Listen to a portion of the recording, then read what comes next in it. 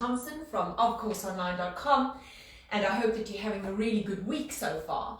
So I wanted to jump into the biomechanics that happens with a really amazing oblique exercise that I did this week and last week, and I obviously did it on myself as well. And I've been giving you a couple of oblique exercises, I think the last 2 weeks. And the first one, just to recap, was where we were about a little bit wider than hip distance apart. We went up and over onto the fingertips, then onto the wrist, shoulder down, extended arm, pulling all the way up was the one. And the other one, we went into the oblique exercise where it was up, up and over, rotate back and down. If you missed it, you can just scroll down, it's over there. Then I wanted to do the one that I did with a small ball with one of my group classes. And I wanted to look at the difference between, or today I want us to look at the difference between keeping the leg on the floor, lifting the leg off the floor, and loading the leg. And what impact will that actually have on your oblique? And why do we want to do this? We want to understand how the muscles will work when there's any change on the appendages, whether it be in position and whether it be in load. But we don't only want to understand it, we want to be able to visualize why a muscle would feel like it's working a little more intensely. So I'm going to take you through the stages of this exercise, and I hope that it makes sense. If it doesn't, comment below and say, I don't get it. But I hope that you're actually going to get it. With that being said, like I think most of you already know, all of our exercises, not all of our exercises, all our exercises as well, but all of our courses are based on understanding movement into relation to what I'm actually going to show you today. And I see that there's been loads of you going on and doing the functional anatomy and biomechanics course. So obviously I think that you guys feel that there's a real big need for that. Maybe you just want to bridge some of those gaps. And then I've also seen a real spike in the Training Your Eye course. So I think everybody's thinking, I really want to be able to see the finer details of my client's movement. And then we had such a great spike in people wanting and purchasing the anatomy sketches, which I totally get, because I really wanted something that wasn't printed on mass scale and that everybody anywhere all over the world has on their wall. So we had this amazing artist go ahead and draw some beautiful sketches for us, and they're also on the website. Very simple. You purchase it, it's cheap. It's way cheaper than what we paid to have them sketched, by the way. And it's downloadable. So it's downloadable in 3 sizes, A4, A3, and A2. Top quality. Once you download it, you take it straight to your printing company and you say to them, print it on an A2 for me, please, or print it on an A1 for me, please. And they will do it for you just like that. It's being designed for you. This one that's over here is an A3, so an A3 is double an A4. So anyway, besides that, you can go and have a look at that. No pressure whatsoever. But let's get into the obliques. So where you put this is really important. So I want it sort of just at the bottom of the rib cage. I then had them lying this leg 90 degrees and this leg 90 degrees behind them to get a little bit of a stretch. And they were relaxing this leg down, which for most people, if they're a little bit tight laterally on the thigh, to pull that leg down, they're actually going to work quite a bit in their adductors. They were not resting like this on their elbows because there's not much space to actually move from there. I had the elbow down and forward so that they could rest this shoulder on the floor, and my head is being held by this arm. This arm was up. They're going to inhale, exhale, lift up, and you'll see the movement isn't really big, and then gently lowering over, and exhale, bringing it up. And that movement isn't great, but you can feel it intensely in the obliques over there. If you take it higher for them, that movement might be a little bit easier. So that's also dependent on who you have. Then from there, they were doing the obliques there. I then had them come around and rotate towards that hip, but without throwing that hip back, because that just makes it so much easier. It takes rotation away, right? So from there, they would come up, rotate towards that hip, bring it back to the center, and gently lowering it down. Then we had an extended leg. So now you can either keep the leg on the floor, but now we're taking away that really nice stretch that they were getting in the front of the hip. But when I lift the leg up, my obliques are working a little bit harder, and they're working a little bit harder because this leg wants to drop down. And if this leg wants to drop down, it means it's actually going to pull the pelvis away. And when it pulls that pelvis away, I'm going to lengthen and release the obliques. And when I lengthen and release the obliques, it's obviously going to take work away from it. So as soon as I lift that leg up, the obliques are already kicking in more than what they did over here where I was just relaxing. So there I've got it working already.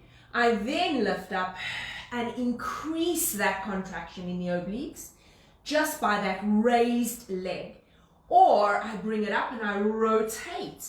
Or I bring it up and I pull it in and rotate. Oh my word, that was deadly. Right.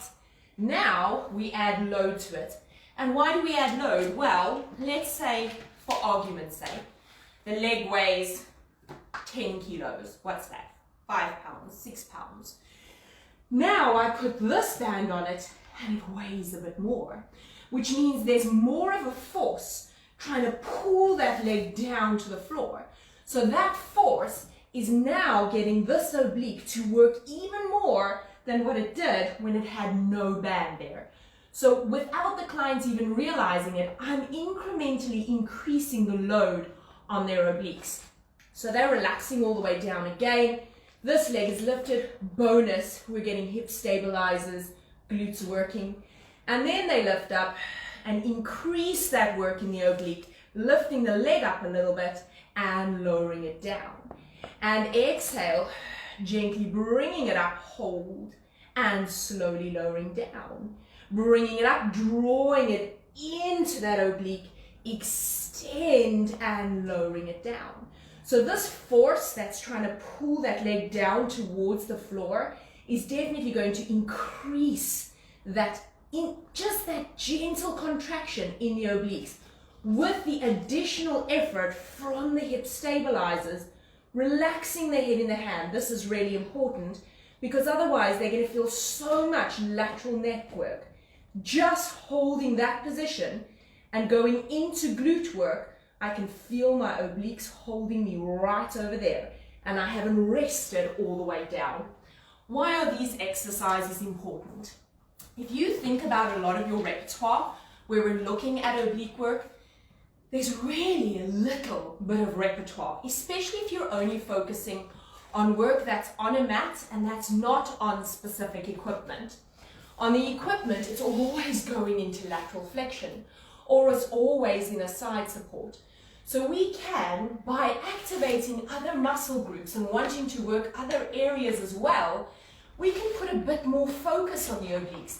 Because in essence, if we look at our clients and their capability of performing really good oblique work, it's a little poorer compared to them being able to do a chest lift, because people do abs and they round their chest, they go into spinal flexion, and they do that over and over and over again.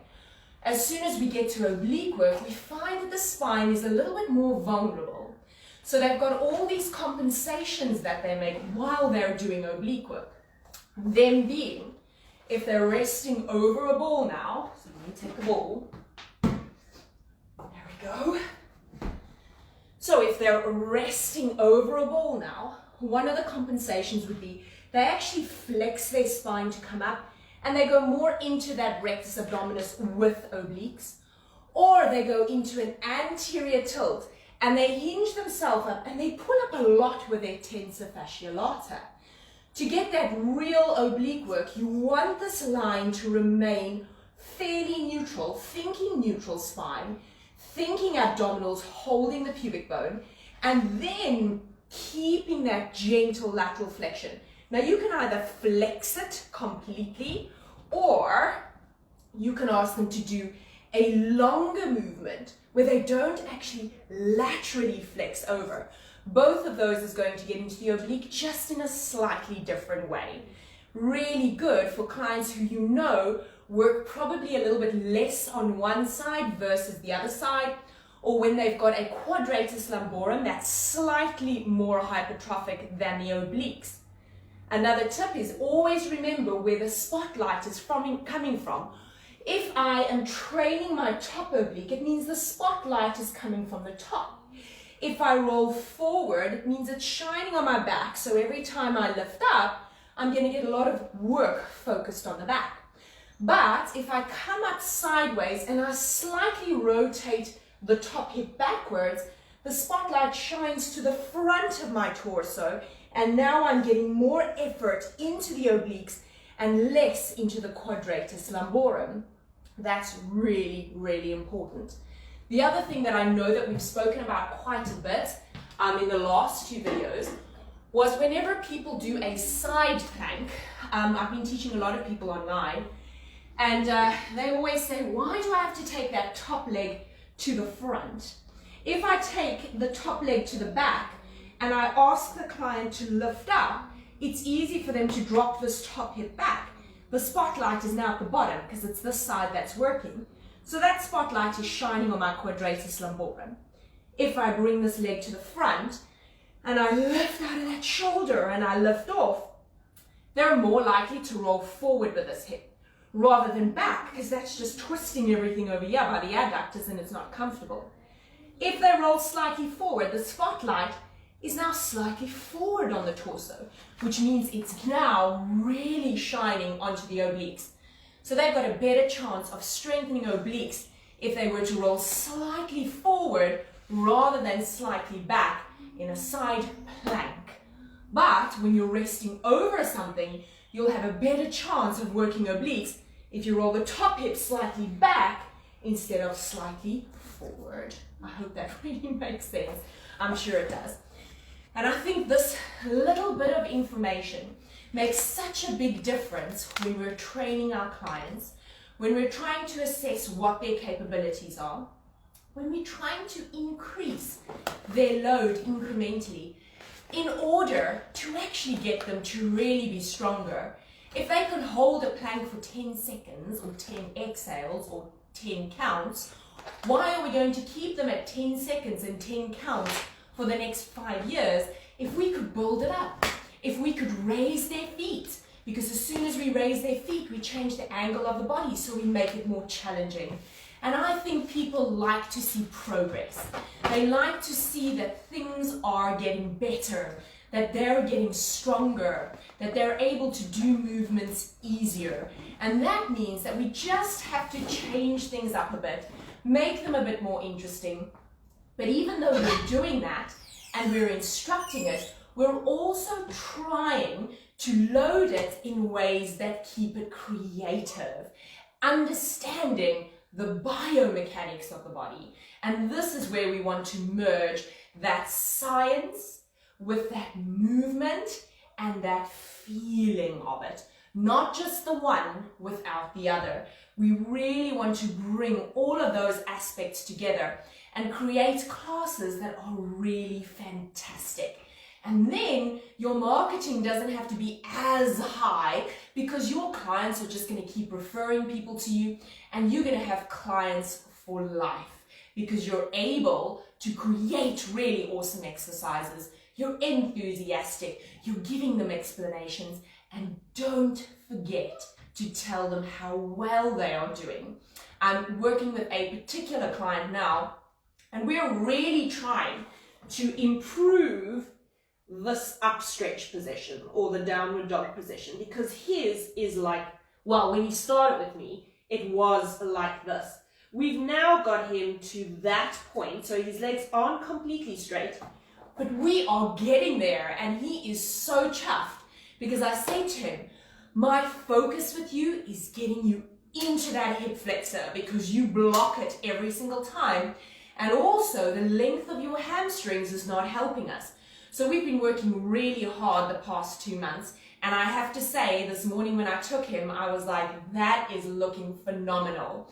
and I want to take that first clip of his where he went into that position, and I want to take today's one and I want to bring them together and send it to him, because that's what people want to see.